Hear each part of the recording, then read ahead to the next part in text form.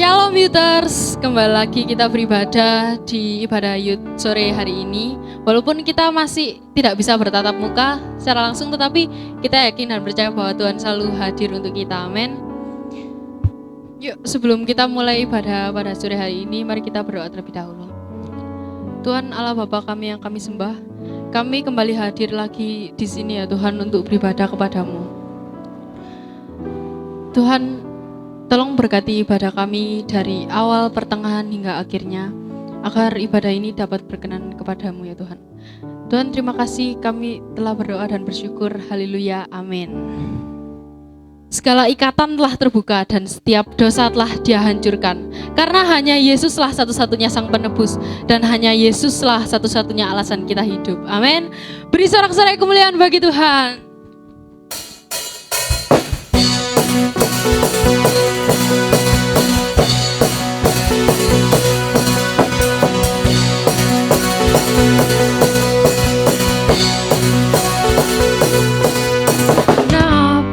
Langkah kami tertuju berlari dari segala penjuru, mendekat kepada Sang Penebus, dapati sinar terang yang kudus. Oh Yesus,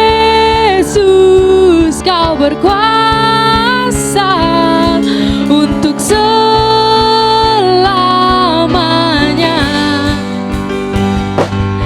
Kami agungkan nama-Mu,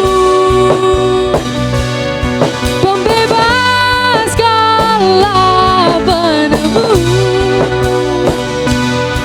Hanya Yesus, Kau satu alasan kami datang untuk menyembah-Mu.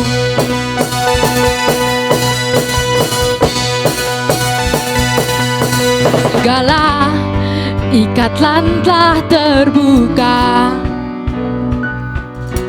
dan setiap dosa telah Kau hancurkan.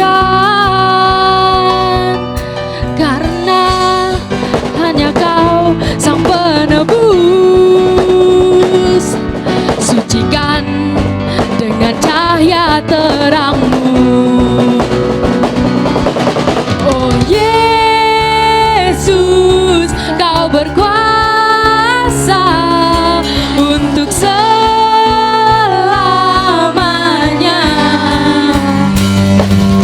Kami agungkan nama-Mu, pembebas segala belenggu. Hanya Yesus, Kau satu alasan kami datang untuk menyembah-Mu. Kami agungkan nama-Mu, pembebas segala belenggu. Hanya Yesus, Kau satu alasan kami datang untuk menyembah-Mu. Kami agungkan nama-Mu, pembebas segala belenggu. Hanya Yesus, Kau satu alasan kami datang untuk menyembah-Mu.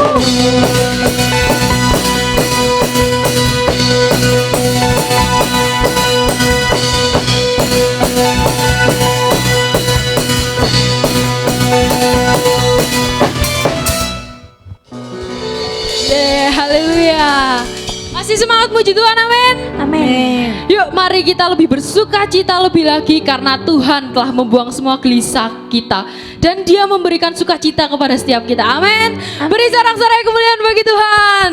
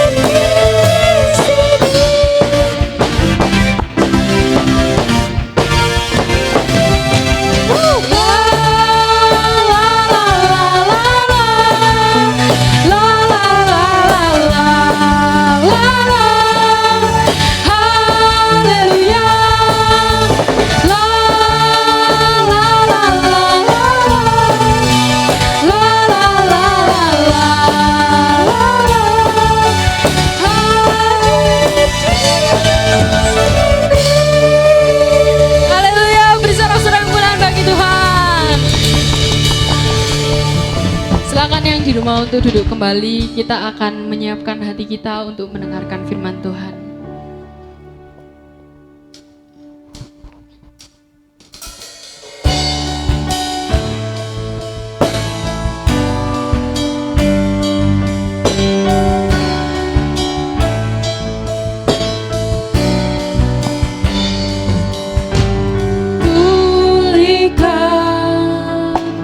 Pulihkan hatiku dengan kasih-Mu.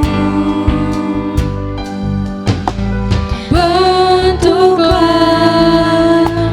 bentuklah hatiku jadi seperti-Mu.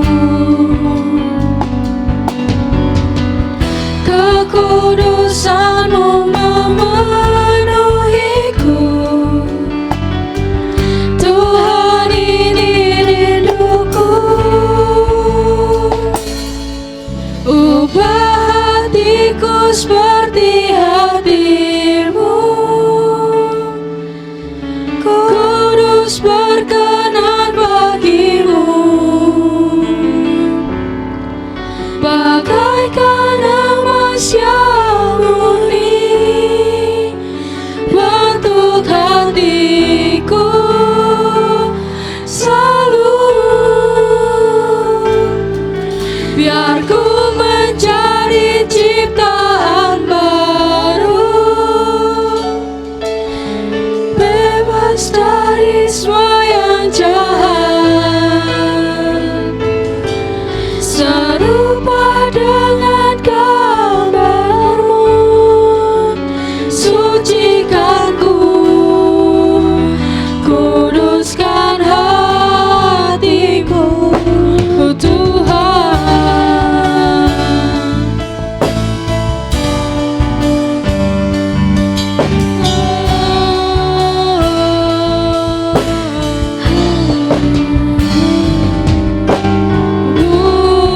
Pulihkan, pulihkan hatiku dengan kasih-Mu. Bentuklah, bentuklah hatiku jadi seperti-Mu. Kekudusan-Mu memenuhiku. Tuhan, ini rinduku.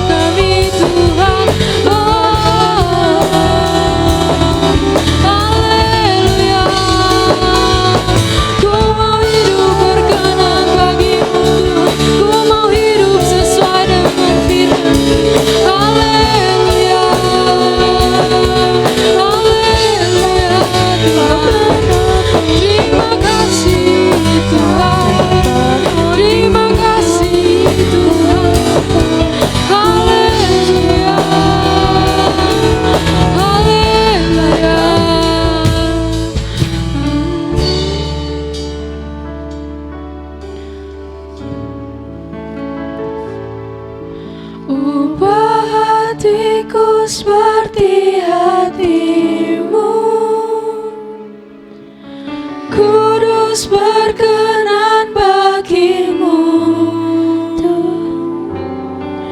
bagaikan emas yang murni bentuk hatiku selalu.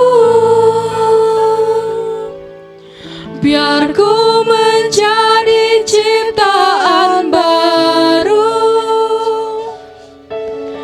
bebas dari semua yang jahat, serupa dengan gambarmu. Sucikan ku, kuduskan hatiku, ubah hatiku seperti hatimu. Kudus berkenan bagimu, bagaikan emas yang murni bentuk hatiku selalu. Biar ku menjadi ciptaan baru, bebas dari semua yang jahat, serupa dengan gambarmu. Sucikan ku, kuduskan hatiku, Tuhan.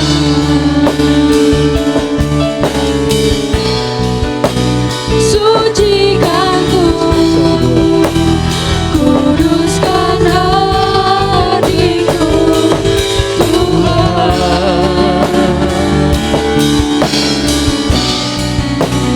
Sucikan ku, kuduskan hatiku, Tuhan. Kami mengucap syukur Tuhan Yesus buat petang hari ini Tuhan. Hadirat mau bersama-sama dengan kami dalam pujian penyembahan ini. Dan terima kasih Tuhan Yesus. Ini kerinduan kami seperti pujian ini Tuhan. Tuhan kuduskan, tahirkan hati kami. Benar-benar jadi layak di hadapan Tuhan. Tuhan berkenan atas kehidupan kami semuanya. Terima kasih Tuhan Yesus. Biarlah hati kami benar mengalami pengudusan daripada Tuhan. Dan hidup kami berkenan di hadapan Tuhan. Terima kasih Bapa. Kami buka hati kami pada petang hari ini Tuhan. Setiap kami yang di tempat ini maupun adik-adik kami, mereka yang ada di rumah menyaksikan ibadah dan mengikuti ibadah ini Tuhan. Engkau melawat mereka semua seperti Engkau melawat kami di tempat ini Tuhan. Dan kami bersama-sama Tuhan di tempat ini Tuhan. Untuk kami sambut firman Tuhan. Hanya di dalam nama Tuhan Yesus. Haleluya. Amin. Shalom, adik-adik terkasih dalam nama Yesus Tuhan. Petang hari ini kita akan belajar firman Tuhan. Tema yang akan saya angkat adalah berbicara Tuhan melihat hati. Yuk kita baca dalam 1 Samuel pasal yang ke-16 ayat yang ke-7 bagian B. Sekali lagi 1 Samuel pasal 16 ayat yang ke-7 bagian B dari kata bukan yang dilihat manusia. Nah ya, kita baca bersama-sama ayat ini. 1, 2, 3. Bukan yang dilihat manusia, yang dilihat Allah. Manusia melihat apa yang di depan mata, tetapi Tuhan melihat hati. Nah, adik-adik terkasih dalam nama Yesus Tuhan, ada ayat firman Tuhan berkata bahwa banyak yang dipanggil, tetapi sedikit yang dipilih. Nah, berbicara masalah pilihan, ini adalah selalu bersangkut pautkan dengan satu pekerjaan Allah yang begitu besar dan mulia. Ya. Dan orang-orang yang dipilih ini bukan dari apa yang ditentukan oleh manusia, tetapi adalah pilihan mutlak daripada Allah itu sendiri. Nah, Adik-adik terkasih dalam Tuhan, di dalam ayat ini mengkisahkan sebuah, yaitu di mana pengangkatan seorang raja yang baru, pengganti daripada Saul. Nah, adik-adik terkasih dalam Tuhan, dalam memilih seorang raja, Tuhan mengutus Nabi Samuel ke tanah Israel untuk menemui seorang yang bernama Isai, karena Isai ini memiliki 8 anak laki-laki.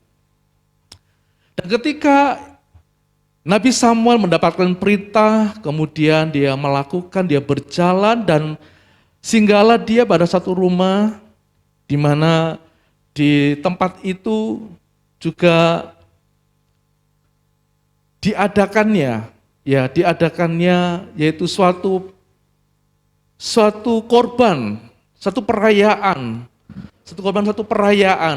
Dan Nabi Samuel berkata ketika dia berjumpa dengan Isai, dia berkata kepada Isai bahwa, mana anak-anakmu semuanya? Aku datang ke tempat ini untuk mengurapi salah satu daripada anak-anakmu.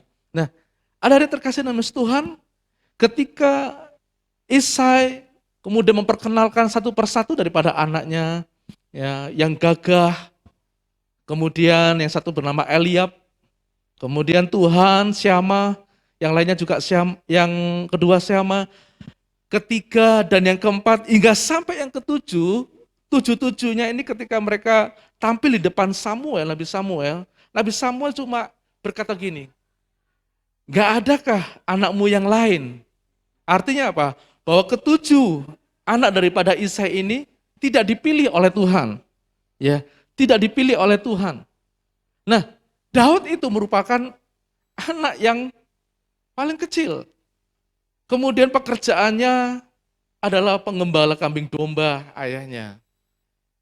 Dan tentu Daud di sini dia mendapatkan perlakuan di mana dia dilupakan oleh ayahnya, lalu kemudian tidak diperhitungkan ketika ada momen yang sangat luar biasa pemilihan seorang raja.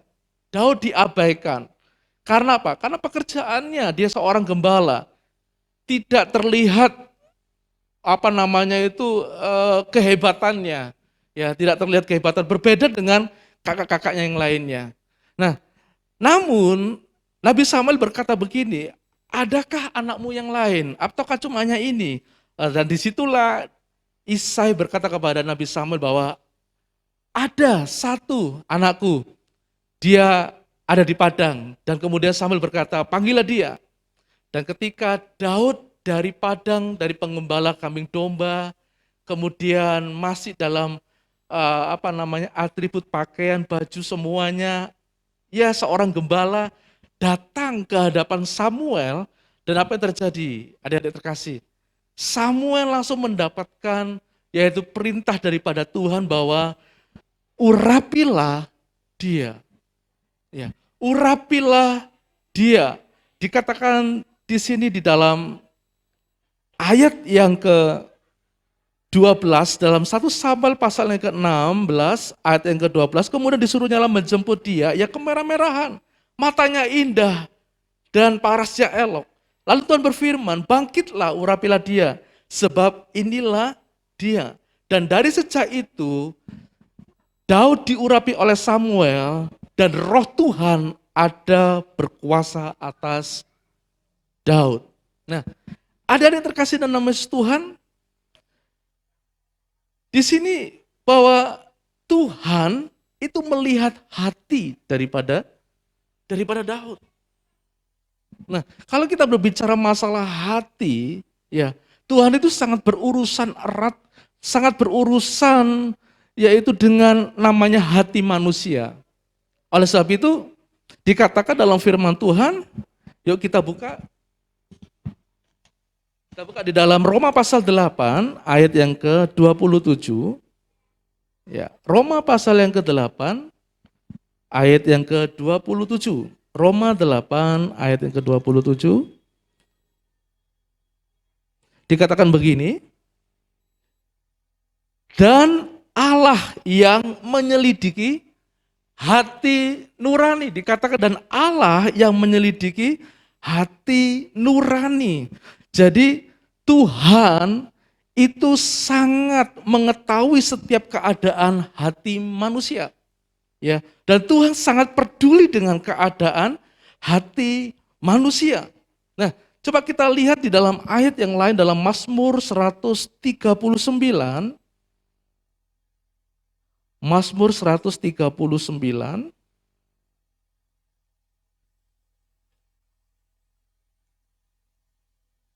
Mazmur 139 ayat yang ke-23.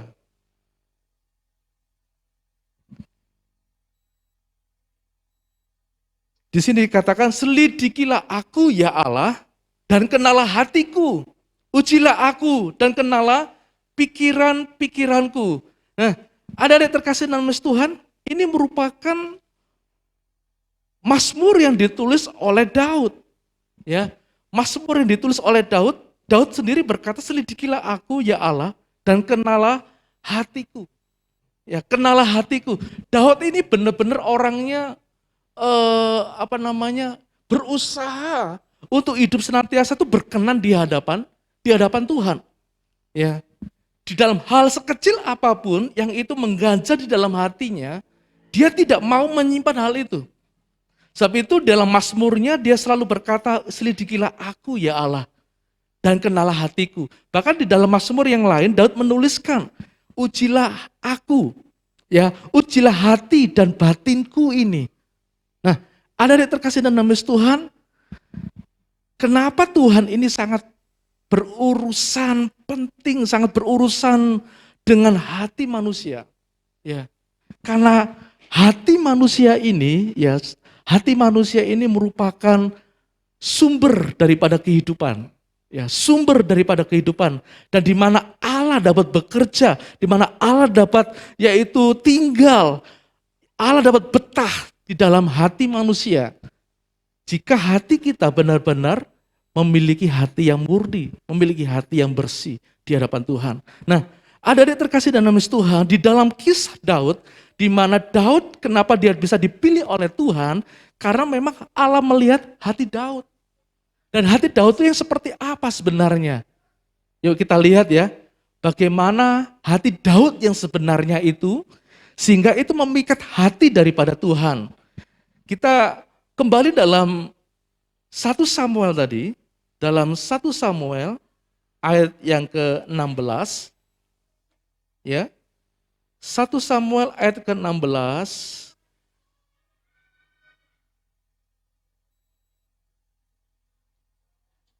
pasal 16 ayat pertama hingga sampai dengan ayat yang ke-10. Perhatikan di sini adik-adik terkasih ya, bahwa tujuan daripada Samuel datang ke rumah Isai dikatakan di sini, saya akan membacakan ayat kedua langsung. Tetapi Samuel berkata, bagaimana mungkin aku pergi jika Saul mendengarnya? Ia akan membunuh aku. Firman Tuhan, bawalah seekor lembu muda dan katakan, aku datang untuk mempersembahkan korban kepada Tuhan. Pada tujuan daripada Nabi Samuel adalah datang ke rumah Isai. Kemudian undanglah Isai ke upacara pengorbanan itu. Lalu aku akan memberitahukan kepadamu apa yang harus kau perbuat.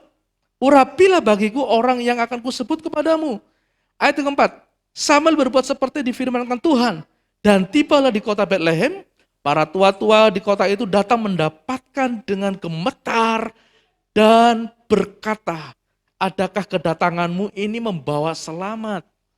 Karena nabi itu sangat dihormati, ya, sebagai perwakilan daripada Tuhan.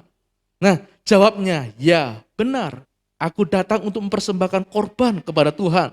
Kuduskanlah dirimu dan datanglah dengan daku ke upacara-upacara pengorbanan ini. Kemudian ia menguduskan Isai dan anak-anaknya yang laki dan mengundang mereka ke upacara pengorbanan itu. Ketika mereka itu masuk dan Samuel melihat Eliab, lalu pikirnya, sungguh di hadapan Tuhan sekarang berdiri yang diurapinya. Adik-adik terkasih dalam Tuhan, dari kisah ini, ya, ini merupakan, saya katakan ini bukan kisah yang biasa, ya, bukan suatu acara-acara yang biasa. Tetapi kalau sekarang ini boleh dikatakan seperti pilkada atau pilpres ya, pemilihan seorang kepala negara. Bayangkan kalau pemilihan seorang kepala negara, bagaimana pakaiannya, bagaimana dengan semua tatanan-tatanannya, apakah biasa-biasa saja? Enggak kan? Pasti sesuatu yang luar biasa. Ya, sesuatu yang luar biasa. Dan saya percaya bahwa anak-anak Israel ini berdandan begitu rupa dan terlihat gagah. Dikatakan di sini bahwa benar-benar Samuel itu terkagum melihat Eliab, anak-anak daripada Isai ini yang berdiri begitu gagahnya. Ya, begitu gagahnya, tampan, ya gagah, dan mereka semua adalah seorang prajurit. Nah, ada yang terkasih nama Tuhan, dan ini kesempatan buat Elia, buat Syama untuk apa? Menunjukkan ya siapa dirinya. Mungkin satu berkata, aku pasti akan dipilih karena aku ada seorang prajurit yang pandai berperang. Mungkin aku pandai dalam bermain pedang.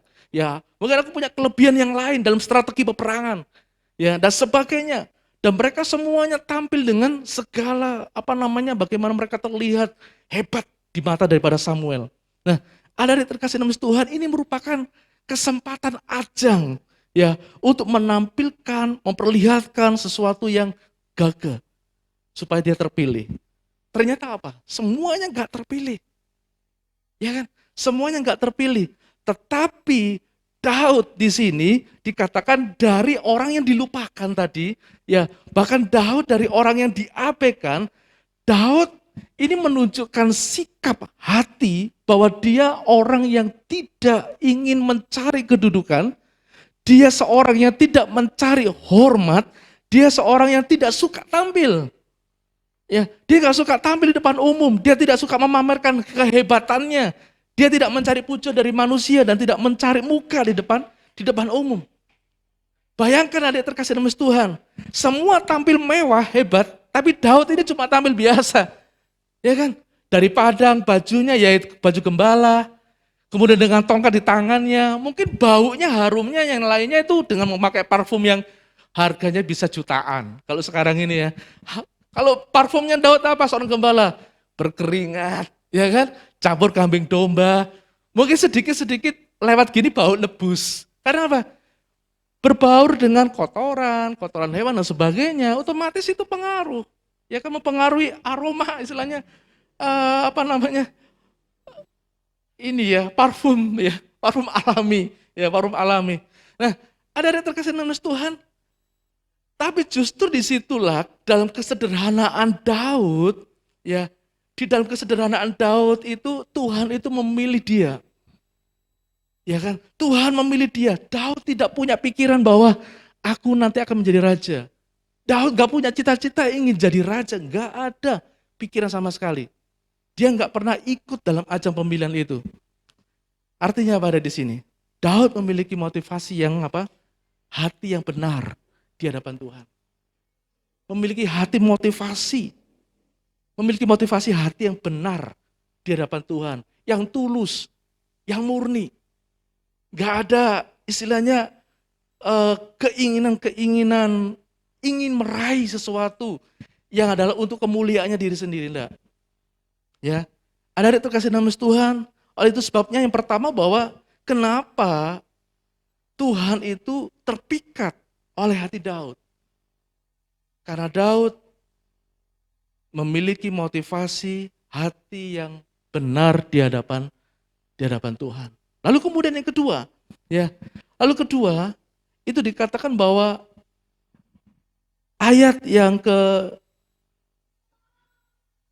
di dalam ayat yang ke-18, pasal 16 ayat 18 dikatakan begini. Lalu jawab salah seorang hamba itu katanya, sesungguhnya aku telah melihat salah seorang anak laki-laki Isai, orang Betlehem itu yang pandai main kecapi, ya seorang pahlawan yang gagah perkasa, seorang prajurit yang pandai bicara, elok perawakannya, dan Tuhan menyertai dia. Wow, bayangkan, sesuatu jabatan, sesuatu istilah titel, dan sesuatu yang dikenal oleh orang tentang Daud, Daud berusaha menyembunyikan hal itu, bukan? di hadapan Samuel, dia nggak berkata bahwa aku seorang gagah perkasa loh. Enggak. Dia nggak kemudian berkata aku seorang yang pandai. Enggak. Dia cuma hanya tampil apa adanya. Justru malah orang lain lah yang menyaksikan dan berkata bahwa Daud itu adalah seorang yang apa? Seorang pahlawan. Wow, hebat enggak? Orang dikatakan pahlawan ini berarti orang yang berjasa, ya kan?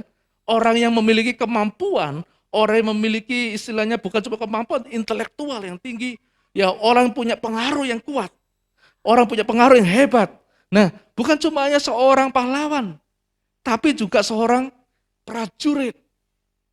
Dari mana dikatakan seorang prajurit? Nah, bukan cuma hanya itu, dia pandai berbicara. Berarti kalau pada bicara ini apa? Orang yang berwawasan luas. Daud yang nggak dianggap, tapi sesungguhnya dia orang yang hebat. Benar? Ya kan, dia orang yang hebat. Bahkan dia katakan elok perawakannya. Elok perawakannya, ya dikatakan elok perawakannya ini benar-benar idaman seorang wanita kan. Mungkin kalau zaman itu, kalau ada anak-anak Tuhan di zaman sekarang ini yang sama seperti Daud, waduh mungkin udah dikejar-kejar wanita ya. Idaman, mungkin diidolakan. Aku ngefans loh sama kamu, aku ngefans selama ini, waduh orang cakep ya, waduh, pinter semuanya dan mengasihi Tuhan pelayanan dan sebagainya. Nah, ada yang terkasih nama Tuhan dan dikatakan bahwa Tuhan itu menyertai dia. Ya, dari sini bukan cuma hanya itu. Kehebatan Daud itu dalam pasal 17 ayat yang ke-37 dikatakan gini. Pula kata Daud, Tuhan telah melepaskan aku dari cakar singa dan dari cakar beruang. Ya, dia juga akan melepaskan aku dari tangan orang Filistin. Ada yang terkasih nama Tuhan, kemampuan kekuatan manusia jika dibandingkan dengan seekor hewan yang seperti dikatakan di sini, singa, sebanding enggak ini? Apalagi singa pada zaman itu bukan zaman sekarang. Sebanding enggak? Sepertinya enggak sebanding kekuatan manusia dengan dibandingkan dengan seekor singa. Dan apalagi itu dibandingkan dengan beruang juga. Ya kan? Nah, ada yang terkasih dan kalau itu pertengkaran terjadi satu pertempuran atau perlawanan manusia dengan singa, saya yakin enggak ada manusia yang menang. Kira-kira ada enggak? Pernah enggak ngelihat manusia menang melawan singa? Yang banyak kejadiannya adalah manusia diterkam singa. Ya, yang banyak manusia diterkam oleh singa. Nah, ada yang terkasih dalam nama Tuhan, tetapi Daud di sini katakan mengalahkan singa dan mengalahkan beruang. Ini berarti apa? Kecil-kecil tapi kekuatannya super power. Karena apa? Ada penyertaan Tuhan di sana buat Daud. Daud tidak memamerkan itu semuanya. Ya. Dan inilah yang dimana Tuhan itu terpikat oleh Daud. Tuhan itu benar-benar tidak salah menempatkan pilihannya kepada Daud. Karena apa? Tuhan melihat hati Daud yang kedua. Itu karena Daud memiliki kerendahan hati. Dia memiliki kerendahan hati. Ada yang terkasih nama Tuhan satu saat. Dulu waktu di Stariat, zaman hampir pertama kali Kak Asep tinggal di sini bersama dengan Om Edi, Tante Enda ya. Ada seorang ada seorang pelajar dari STT, kemudian dia praktek di gereja Betani, kemudian tinggal di Stariat bersama-sama dengan kita beberapa hari. Dan dia ngomong, ya, dia bicara satu kesempatan pada sore hari itu dia ngomong banyak dengan kita cuma mendengarkan aja. Kalian tahu enggak, kalau yang dibicarakan itu adalah sesuatu yang diingini, bahkan dia kepengen, bahkan dia menyamakan dirinya itu dengan sosok hamba Tuhan yang sangat besar, kayak seperti Benny Hinn, ya. Nah, dia cara ngomongnya, kemudian dia kepengen sekali, yaitu Benny Hinn, dan seperti dia menduplikat Benny Hinn dalam hidupnya dia. Bukan perkara urapannya, tetapi ini bicaranya, ya. Ini bicaranya. Nah, terus ada yang terkasih nama Tuhan, di mana seorang pelayan Tuhan, ya, dua orang pelayan Tuhan waktu itu lagi praktek di gereja GSCA ya di Kota Batu ini. Nggak sampai 1 minggu, baru 2 hari saja. Ya baru 2 hari saja kemudian dia meninggalkan gereja, tidak kembali ke sekolah Alkitabnya, tetapi pulang ke Jakarta. Karena tahu enggak alasannya kenapa dia bisa pulang seperti itu? Ketika berhadapan dengan seorang gembala senior di GSCA, kemudian gembala berkata gini, apa kamu bisa apa di tempat ini? Ya, nanti kami akan istilahnya itu memberikan kesempatan untuk kalian bisa melayani. Yang satu ngomong gini, saya mau berkhotbah, saya bisa berkhotbah. Yang lainnya, yang satunya lagi juga enggak tahu, dia bisa apa, pokoknya yang hebat-hebat. Tapi baru 1 hari besoknya, setelah malam besoknya, tugas yang diberikan oleh seorang gembala senior itu kepada 2 mahasiswa praktek di situ. Kamu membersihkan, yang satu membersihkan kamar mandi di belakang ya, yang satunya membersihkan kaca jendela yang ada di gereja ini. Cuma baru 1 hari saja membersihkan itu dan besoknya tiba-tiba mereka pulang tanpa pamit meninggalkan gereja Tuhan. Nah, ada yang terkasih dalam Tuhan, apakah Tuhan ini berkenan kepada hati yang seperti itu?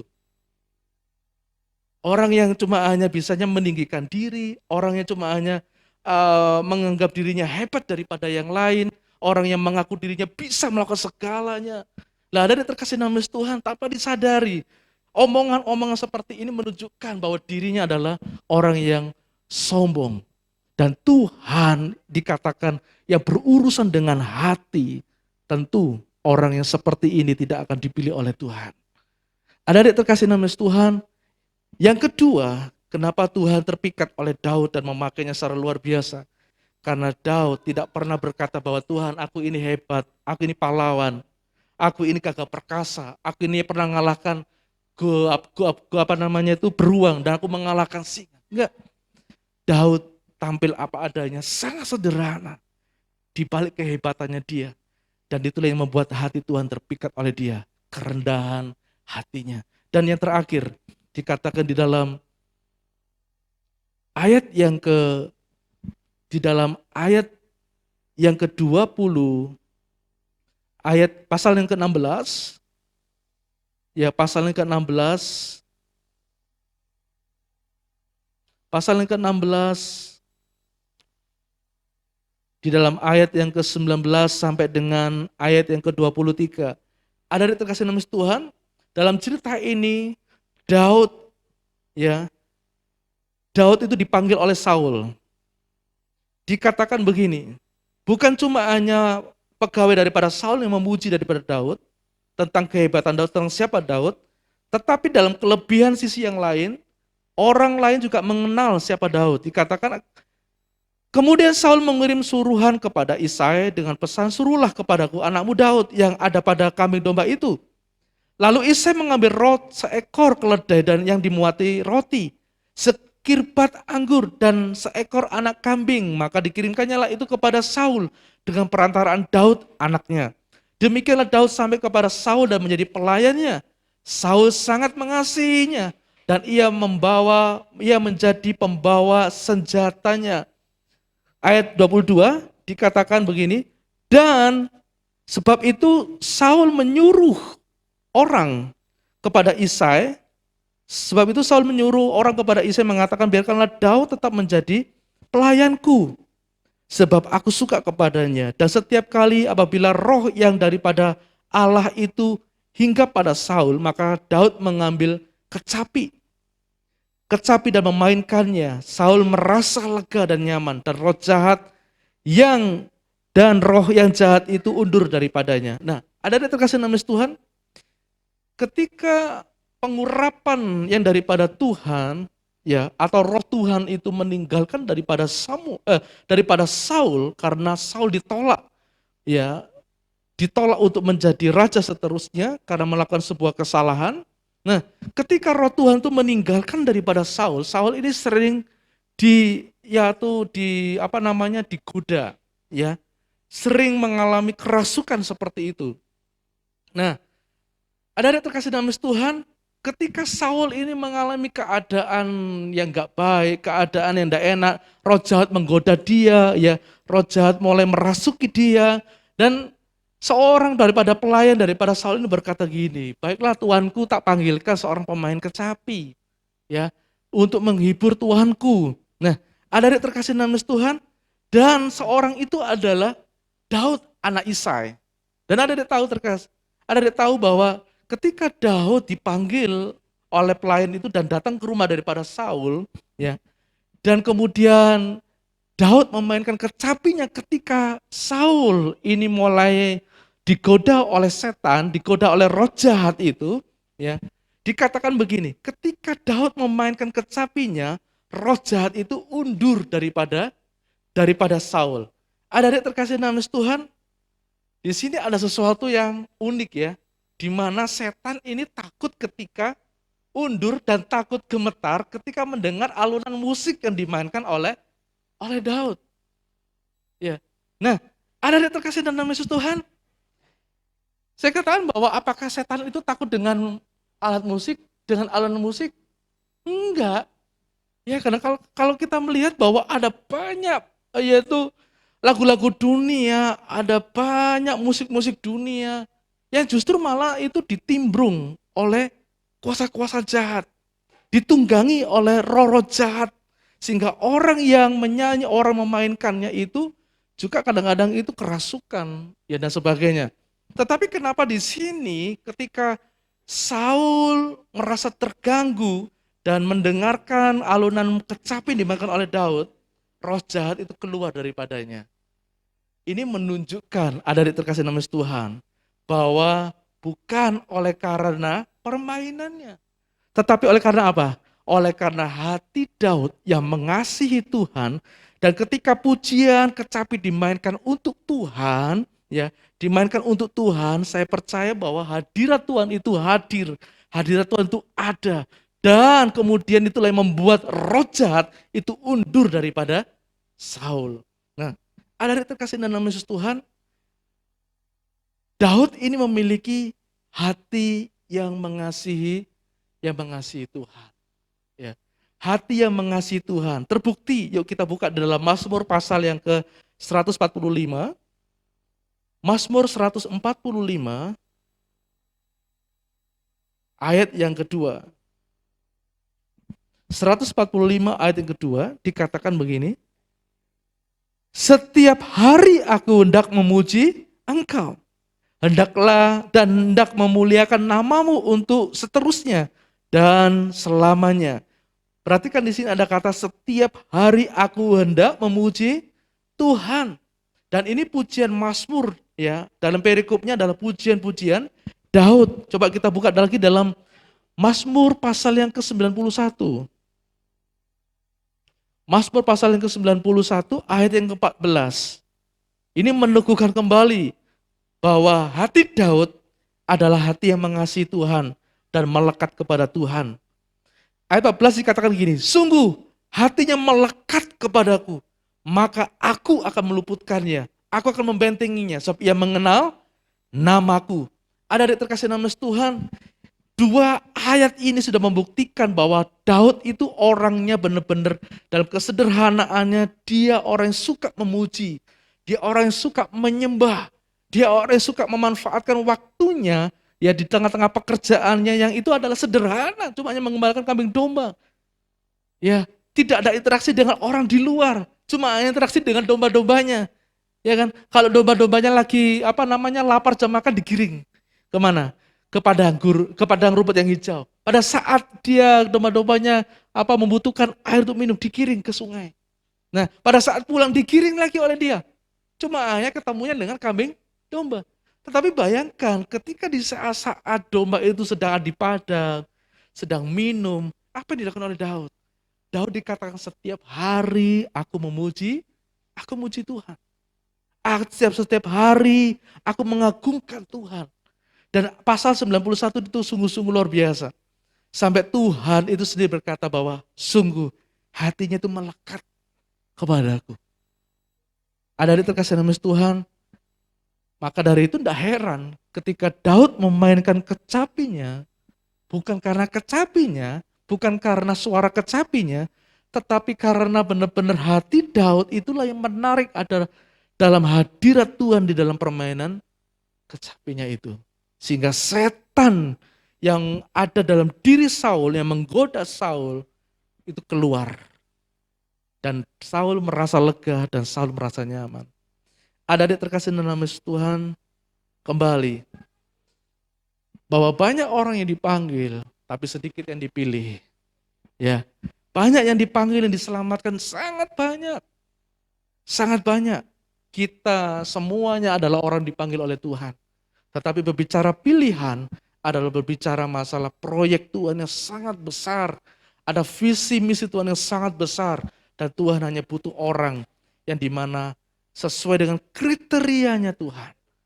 Itu Tuhan tidak melihat apa yang tampak di depan mata manusia. Tuhan tidak melihat apa yang gagah di depan mata manusia. Tuhan tidak melihat apa yang dipandang hebat oleh manusia. Tetapi justru Tuhan melihat hati manusia. Yaitu apa? Yang pertama, miliki seperti Daud. Motivasi hati yang benar di hadapan Tuhan. Dan yang kedua, miliki kerendahan sikap hati. Atau miliki kerendahan hati. Dan yang terakhir adalah hati yang mengasihi Tuhan. Dan pujian tadi sebelum firman Tuhan sangat meneguhkan kita bahwa kita ini perlu setiap hari untuk apa? Terus mengalami pengubahan hati. Tuhan ubah hatiku untuk menjadi baru. Tuhan ubah hatiku, kuduskan aku Tuhan. Untuk apa? Untuk Tuhan bisa pakai lebih dahsyat bagi kemuliaan Dia. Amin. Puji nama Tuhan. Mari adik-adik terkasih Tuhan, saya undang para pemusik, para pemuji. Ayo kita maju ke depan dan kita akan naikkan pujian, ubah hatiku. Pujian yang sebelum firman Tuhan tadi ya.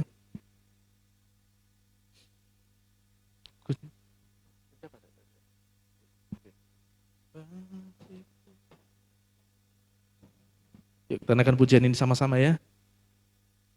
Langsung ke refrainnya ya. Ubah hatiku seperti hatimu, kudus berkenan bagimu, bagaikan emas yang murni, bentuk hatiku selalu. Biar ku menjadi ciptaan baru, bebas dari semua yang jahat. Haleluya. Serupa dengan gambarmu, sucikan ku. Ini hati kami Tuhan. Kuduskan hatiku, Ubah hatiku, ubah hatiku seperti hatimu, kudus berkenan bagimu, bagaikan emas yang murni, bentuk hatiku selalu.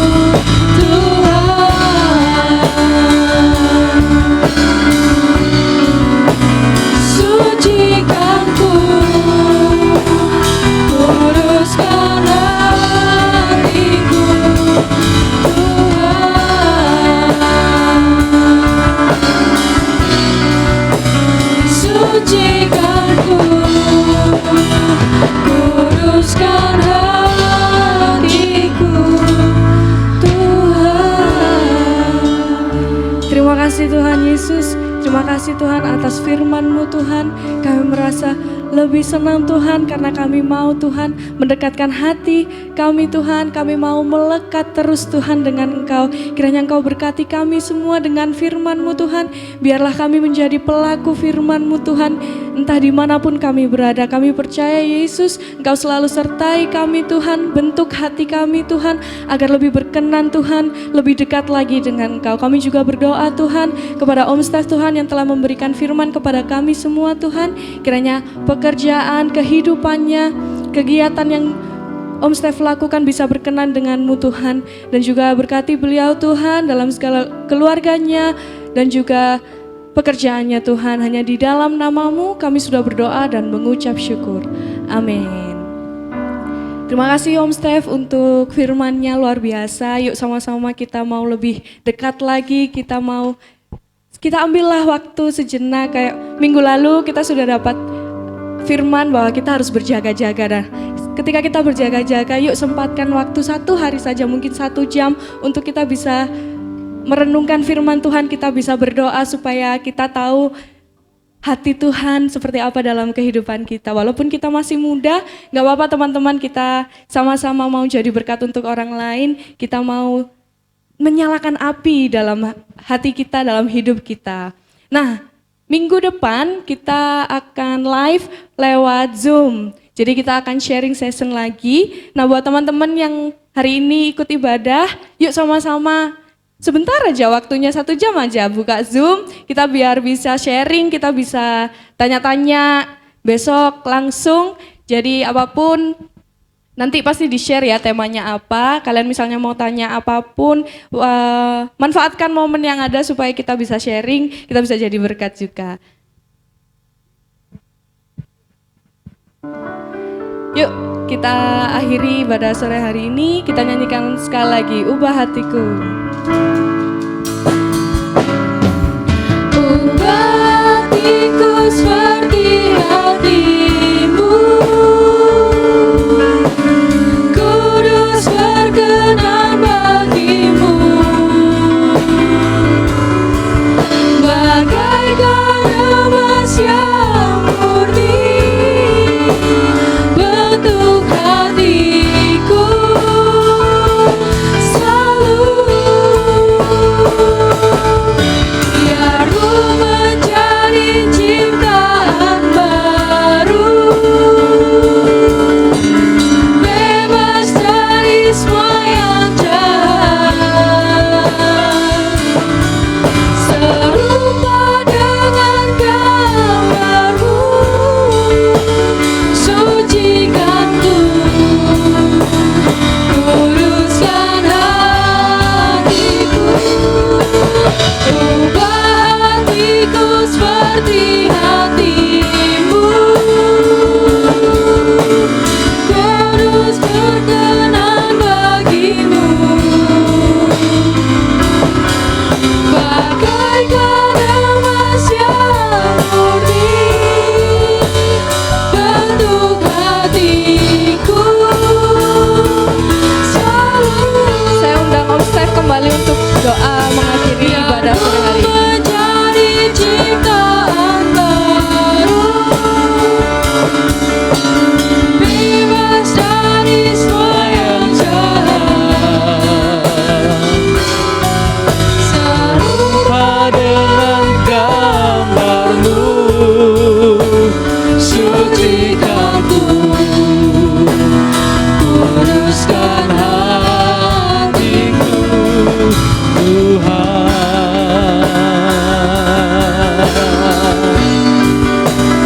Sucikanku, kuduskan hatiku, Tuhan. Sucikanku, sucikanku, haleluya, kuduskan hatiku, Tuhan. Bapak, kami mengucap syukur buat malam hari ini Tuhan. Terima kasih Tuhan Yesus, Engkau yang memeteraikan setiap benih firman-Mu atas setiap hati anak-anak-Mu semuanya Tuhan. Dan hamba berdoa pada malam hari ini Tuhan buat generasi Anak-anak muda saat ini Tuhan, hamba-hambamu semua Tuhan yang melayani tempat ini Tuhan, Kau memakai mereka semuanya Tuhan. Di dalam segala keterbatasan, dalam segala kesederhanaan mereka Tuhan, kami percaya Tuhan Yesus, bila mereka memiliki hati yang lebih lagi Tuhan, hati yang seperti Daud Tuhan Yesus, di mana Tuhan benar-benar membuat Tuhan terpikat. Dan ketika pujian terus dinaikkan, setiap apapun yang mereka lakukan untuk Tuhan dapat mempermuliakan nama-Mu Tuhan, dan banyak menjangkau jiwa-jiwa kemuliaan-Mu Tuhan. Bahkan dalam pelayanan anak-anak tempat ini Tuhan, kami percaya Tuhan Yesus, Kau mengurapi mereka semuanya Tuhan, bagi hormat kemuliaan nama-Mu Tuhan Yesus. Terima kasih Bapa di surga, setiap jerih payah mereka, setiap jerih lelah mereka Tuhan, waktu-waktu mereka Tuhan, tenaga yang mereka berikan untuk Tuhan, kami percaya bahwa Tuhan melipat gandakan yang terbaik buat mereka semuanya. Tuhan turut campur tangan dalam kehidupan mereka semuanya, dan memberkati masa depan mereka semuanya.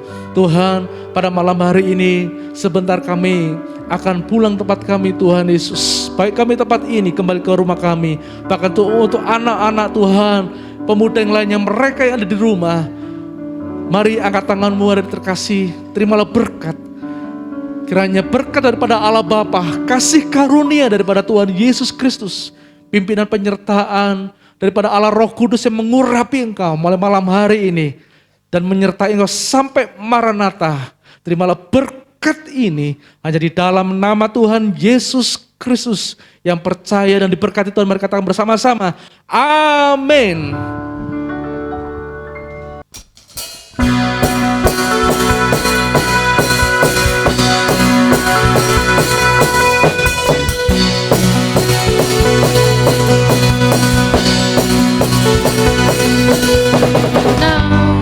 Langkah kami tertuju, berlari dari segala penjuru, mendekat kepada Sang Penebus, dapati sinar terang yang kudus.